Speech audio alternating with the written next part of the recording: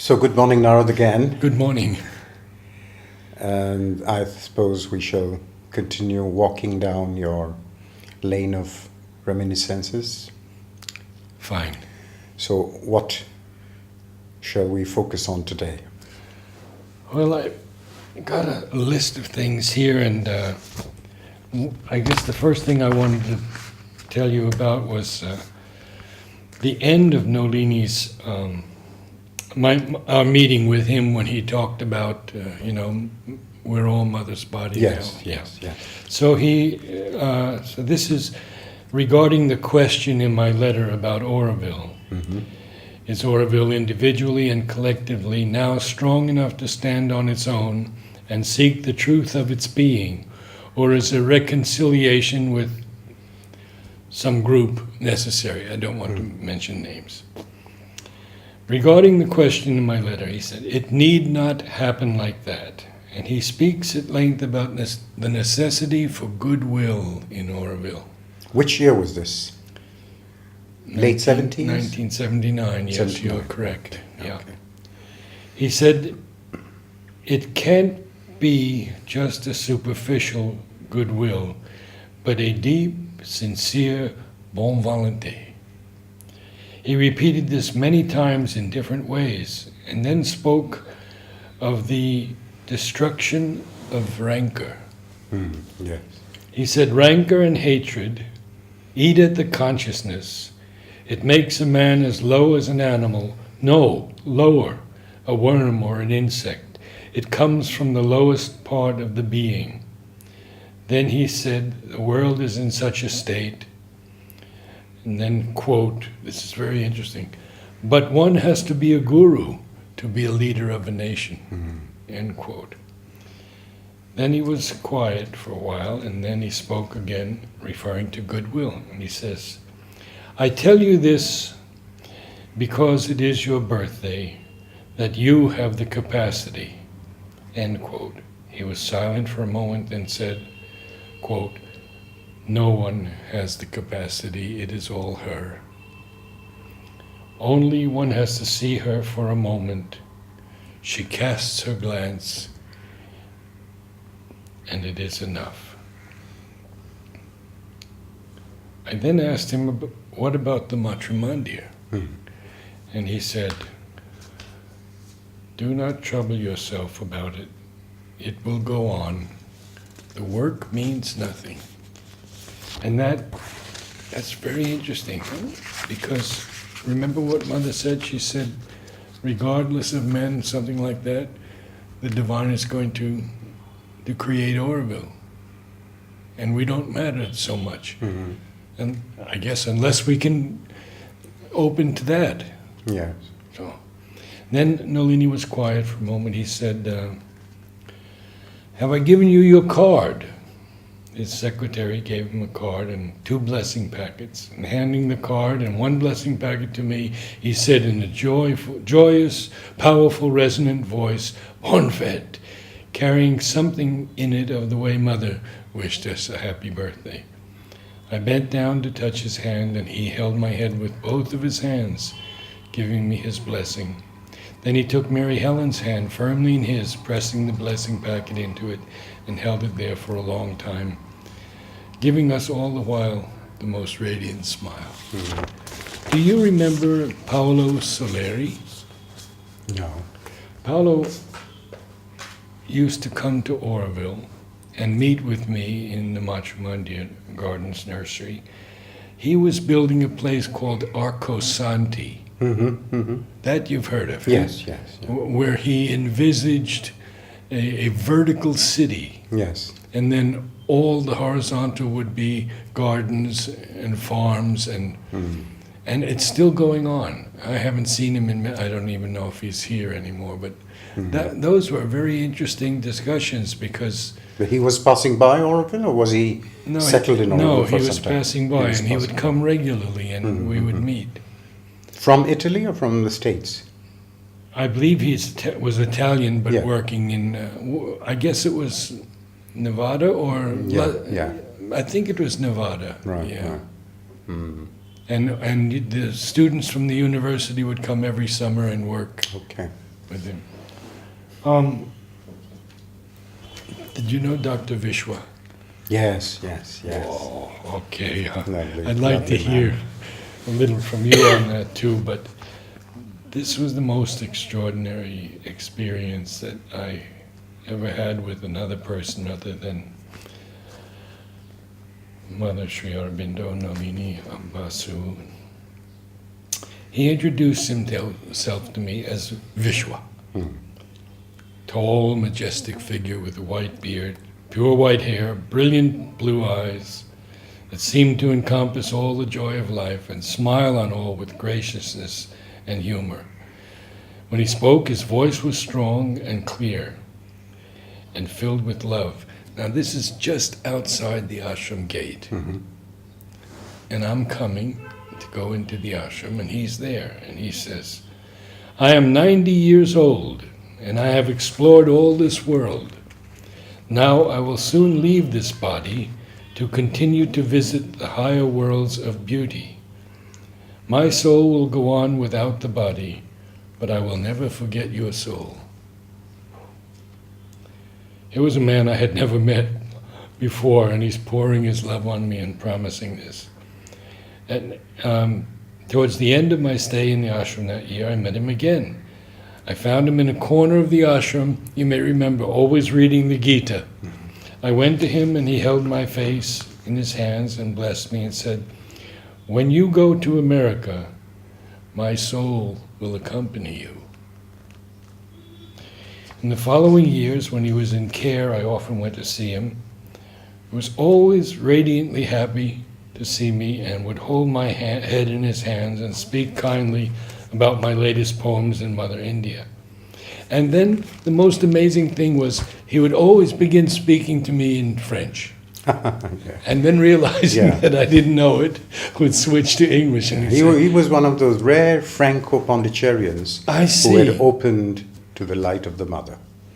Very, very few people in that community really opened themselves to. And he was one of those really extraordinary. I didn't know that. He was a Pondicherrian. Franco-Pondicherrian. Franco-Pondicherrian, I see. This is why it was even more remarkable, I found, this opening, of this incredible. And he kind of reminded me of a mountain. When you looked at him, you kind of, there was such a stability. Yes, absolutely. Yeah. Well, then he went to care, and I would meet him in care.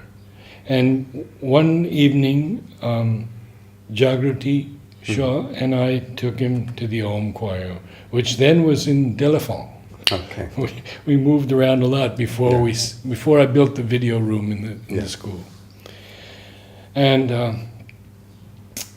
he came to me after the Om choir and very quietly said, divine music.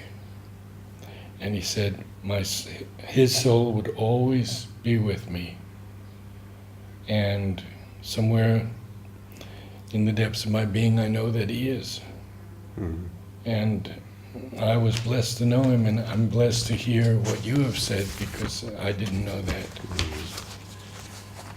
Well, I've had interviews with a number of people, and some who knew Ambu very well. I loved him, and he was so wonderful and generous. And there are a couple of photos. This is, I guess, in his late 60s. Yeah, unbelievable. Yeah. So I said to him, I'd like to photograph your asanas. He said, okay, sure.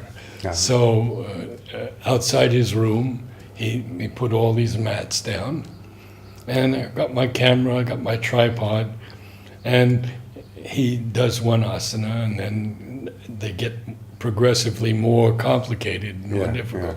So I'm trying to get exactly the perfect exposure, the sharpness and everything, and I hear this small voice say, could you go a little faster? There was something of a mischievous elf in his eyes. Oh, absolutely. But he had tremendous powers of healing. Yeah. And I don't have any experience of that, but people I've interviewed have told me how he healed and never said a word about it. Yeah. No. Well, this one's about Louie Allen and the Lake Estate. And you knew Louie? Oh, yeah. What an amazing... Could you share something? Because... Well, when Louie Allen arrived from South Africa, he was, passionate about being always engaged in work. And so he kept telling Mother, give me work. And so Mother had just bought this property in the lake. And she said, well, here is this property, develop it. And so he started working at the lake. And Mother used to go to the lake from time to time for a drive. And so there she was walking, with a few sadhaks from the ashram who she used to take in the car. Usually Pavitra. Pavitra used to be driving. Right, driving. And so they're walking, on this mainland, which is a little above. And you can see the lake. You can see it, yeah. And Louie Allen, is talking aloud, is telling Mother that, I too would love to be like all these sadhaks all the time, close to you, physically close to you. But here I am, I'm so far, please, bring me closer to you. Yeah. So Mother stops, turns around and says, Louie, today I'm going to tell you something. That if you are receptive, I am much more present here at the lake, in every leaf, in every flower. You can feel my presence. So don't worry, I am there with you. And after that, Alan never felt the need to go to Pondi to see her, because he used to. And here is a very, very interesting story that happened with a very dear Italian, Dutch friend, but married to an Italian called Tuan, who now works at the ashram handmade paper. So I had taken him and his wife, Lydia, to the lake without telling them really what this place was about. And so we park our scooters and then we start walking, past this office where Mother had signed the Aurobindo Ashram Trust deed, because Pondicherry was still under French dominion at that time. Yes. And she had to sign this very important document in India. And so the officials from the Tamil Nadu came to Usteri, to the lake, and that's where Mother signed that very important document creating the Aurobindo Ashram Trust. And so we're walking past, and then I continue with Lydia, and Tuan suddenly stops. And so we continue. And we come back after a while, and there he is, streaming with tears. And then he turns to me and says, what is this place? So then I tell him the story, about the Mother coming here. And he says, my God, I felt her so strongly. I'm sorry, please excuse me, I just couldn't control myself. So it's just unbelievable. Well, this is my remembrances of Louie, because we became very close friends. Reason being flowers, yes. matrimonial gardens, Yeah. everything. And we would share plants and experiences in growing, challenges of the climate, problems of the laterite soil and everything. And did he ever visit Auroville? I don't recall that he ever did. I don't. No. So he spoke to me of Mother's plan for a school of photography at the lake, where films expressing the higher life and a growth towards the supreme and a new consciousness would be created. So she had told him all of this. And, some found it difficult to work with Louie. But for me, he was larger than life and indefatigable energy. I mean, extraordinary energy. And always encouraging my efforts for the Matrimondia Gardens. Now, I think it was either Louie or Eleanor Montgomery. I think it was Louie who related the following about Dr. Alexander Markey, a Russian American who was so touched by Mother's presence that he promised her $10 million for the School of Photography on his return to the U.S. And the plane crashed over the sea and everyone was lost.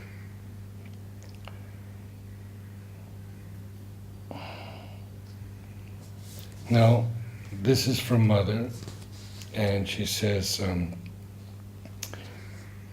she's looking at the plans for the film studio. She said, it's at the lake. The property belonged to the mission, and at that time its manager was a very good friend of ours, even though he was a missionary. He said that he would arrange for us to have it, and the money didn't come, and then something happened, but finally they got it. And then Mother said, this is only, she said, you see, it wasn't a studio, it was a school of photography, television, and film. And then she says, it is not at all buried. Yeah. So then there were talk about ceramics factories and had to remove the pebbles, etc. So one day, Louie gives me this, and it was truly extraordinary. In Mother's hand, if you would read it. Yes. This is the message that is there in the office. Yes. Where Mother signed the document. Yes. And this was a message she had given for the Lake Estate. Right.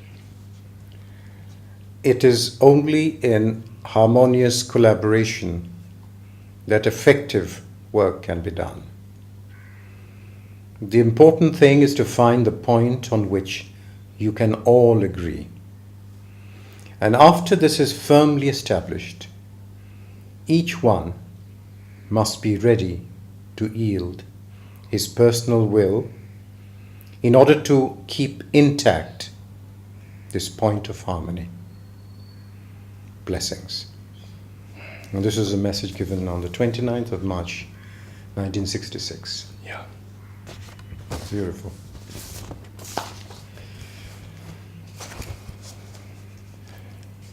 Now we go to, I forgot, the Dalai Lama. We were a pretty ragtag group of people in those early days, as you'll remember, bearded and etc. Some with just a loincloth, I can remember that. So anyway, one day this girl comes running up to the center, what we call the center with the keat roofs, you remember it.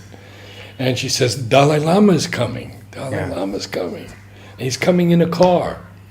So we're all in the kitchen. We had that dining area, and then the kitchen in the back. And I start cleaning the tables. Somebody's doing the chairs. Somebody's doing the floor. They're cleaning up in the kitchen. I remember Loretta was cleaning in the kitchen. She doesn't remember this. And she had everything cleaned except one thing, and he arrives. And she just puts a little dirt under the carpet. So he comes, and he's so radiant and laughing, and namaste to all of us, and it was just wonderful. And then he walks straight to the kitchen, lifts up the carpet, and starts laughing like anything. And of course, all of us had to break into laughter. It's similar to what Mother, remember that time with Mother? Yes. So anyway, that was the first visit of the Dalai Lama to Auroville. And we were there. We were only about 12 people there at that time. This must have been the early 70s. 73. Yeah. I remember. I used to go every Saturday, Sunday, and we would work there and cook at the Matrimandi workers' camp. Oh my gosh. Yeah. It was lovely. Isn't that interesting? And that was in those years. Yes, absolutely. Yeah. Absolutely. Yeah. Fantastic. Shall we go a few more minutes and then break? Yes. Yeah. Okay. Because this is a rather extraordinary story. Kelly Catrone, a dear friend of mine, has become very famous in America. She represents many different stars. She does publicity. She's written 2 major books, New York Times bestsellers. She has these fashion shows and everything else, but she's totally given to Mother. And she has Mother's symbol tattooed on her shoulder. And when she walks in the ashram, all the old guys, Kelly, Kelly. So anyway, we've known each other for many, many years. And this is in 2007. Okay, so 10 years ago, gosh. I had to have my gallbladder removed. So she says to me,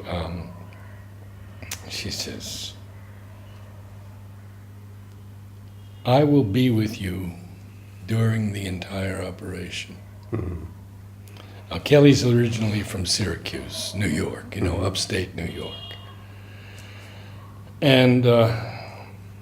And she has occult power too. I mean, she puts her hand over your hand, and you feel the heat. You've had that experience before.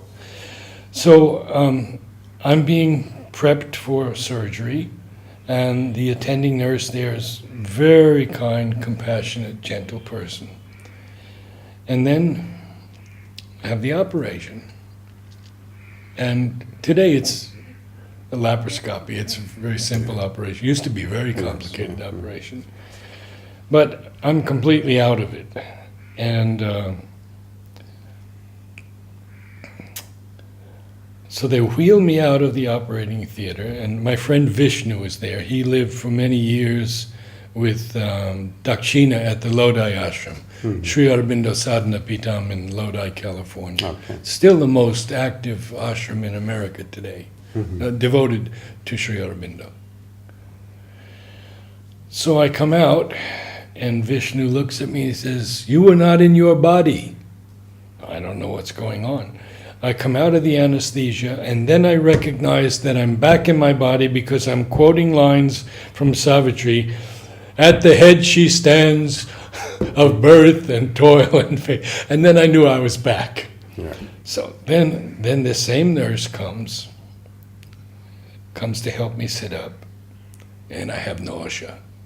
And she says, "It's all right. They have to get you out of there because it's a operation that's lasts only an hour, and you don't stay in the hospital or anything." So she tells me to lie back down and let the nausea pass, which I do. And she's so gentle and solicitous that I said, "Vishnu, could you ask her name so I might thank her?" So she comes back with my shirt and all, and Vishnu asks her name. She says, "Oh, my name's Kelly. I'm from Syracuse."